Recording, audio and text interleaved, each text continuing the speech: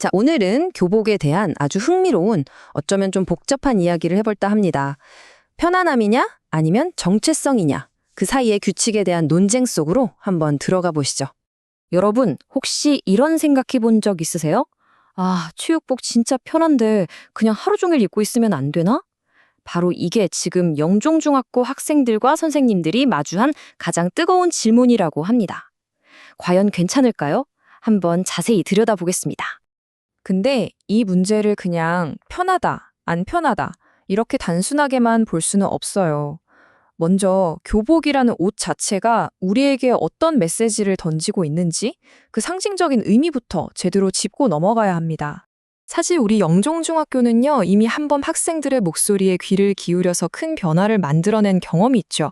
과거에 좀 불편했던 정장 스타일 교복에서 지금 여러분이 입고 있는 이 편안한 생활복으로 바뀐 것. 이게 바로 학생과 학교가 서로 소통하고 존중한 결과물이거든요. 교복이 우리에게 딱 한마디로 던지는 메시지가 있다면 바로 이겁니다. 나는 지금 배우고 성장하는 학생입니다. 어때요? 아주 분명하죠? 학생으로서의 정체성을 딱 하고 만들어주는 거예요.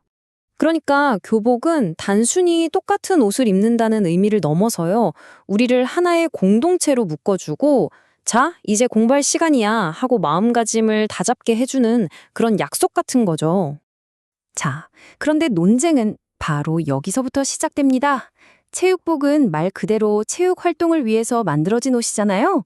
그러다 보니까 이걸 계속 입고 있으면 위생 문제는 어떡하지? 또 공부할 때와 운동할 때의 경계가 너무 흐려지는 건 아닐까? 하는 걱정들이 자연스럽게 나오는 겁니다. 사실 선생님들께서 하시는 걱정은 그냥 막연한 게 아니에요. 미끄러운 경사면 효과라는 아주 구체적인 개념의 바탕을 두고 있거든요. 이게 대체 무슨 말이냐고요? 미끄러운 경사면 효과라는 건요, 처음에는 아주 사소하고 이 정도는 괜찮겠지 싶은 작은 행동 하나가 나중에는 걷잡을 수 없이 큰 부정적인 결과로 이어질 수 있다는 이론이에요. 이 그림을 보시면 딱 이해가 되실 거예요. 보세요. 조금만 편하게 하고 시작했는데 이게 점점 미끄러지면서 시간, 장소, 상황에 맞는 옷차림, 즉 TPO 개념이 무너지고 안전 문제까지 생기다가 결국에는 완전히 통제 불가능한 상태까지 갈 수 있다는 그런 우려를 보여주는 거죠. 이게 그냥 상상 속의 이야기가 아니에요. 실제로 복장 규정을 명확한 기준 없이 풀어줬던 다른 학교들에서 진짜로 벌어졌던 일들입니다. 비싼 옷 때문에 위화감이 생기기도 하고 외부인이 들어와도 구별이 안 돼서 위험해지기도 하고요. 심지어 교실의 잠옷이나 슬리퍼 차림으로 오는 이른바 교실의 파자마화 현상까지 나타났다고 합니다. 그럼 규칙을 좀 편하게 바꾸면 무조건 나쁜 결과만 나오는 걸까요? 아니요, 꼭 그렇지만은 않습니다. 전혀 다른 길, 아주 성공적인 길도 분명히 존재하거든요. 가장 성공적이었던 사례들을 보니까 딱 한 가지 공통점이 있었어요. 바로 학생들이 우리의 규칙은 우리가 직접 만들겠다고 책임을 줬다는 사실입니다. 여기 다른 학교 사례들을 좀 보세요. 학생들이 직접 복장 규정을 만들었더니 책임감도 배우고 민주시민으로서의 자세도 익히게 됐고요.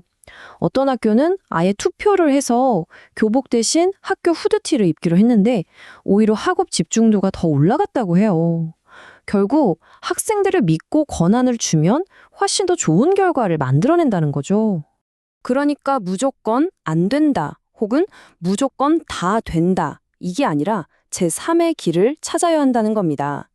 학교 후드티처럼 우리라는 정체성은 지키면서 위험한 복장은 확실히 안 된다고 정하고 만약 규칙을 어기는 친구가 있으면 학생회가 직접 관리하는 거죠.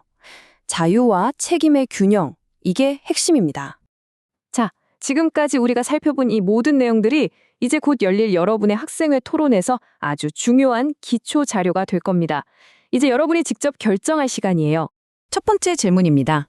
매일 체육복을 입는 그 편안함, 과연 우리 학교 학생이라는 그 소속감과 정체성을 잠시 포기할 만큼의 가치가 있는 걸까요? 무엇이 더 중요할까요? 두 번째 질문. 옷 갈아입을 곳이 부족해서 그래요 라는 말이 나올 수 있죠. 그럼 해결책은 무조건 규칙을 바꾸는 것밖에 없을까요? 혹시 우리가 생각하지 못한 다른 창의적인 대안은 없을까요? 그리고 이게 가장 중요한 세 번째 질문입니다. 만약 체육복 등교가 허용된다면 아까 봤던 그런 문제들이 생길 수도 있잖아요. 그런 문제들을 우리 학생들 스스로 어떻게 해결할 건가요? 자유에는 반드시 책임이 따르니까요. 이 부분에 대한 구체적인 계획이 정말 중요합니다.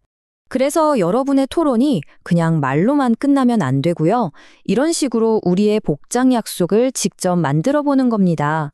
예를 들면 현장 체험 학습이나 학교의 중요한 행사 때는 모두가 생활복을 단정하게 입겠습니다와 같은 구체적인 약속 말이죠. 자, 이제 공은 여러분에게 넘어갔습니다. 여러분이 직접 만들 우리의 복장 약속은 과연 어떤 모습일까요? 여러분의 손으로 우리 학교의 새로운 문화를 만들어 나갈 수 있는 아주 중요한 기회입니다. 신중하고 또 지혜로운 결정을 기대하겠습니다.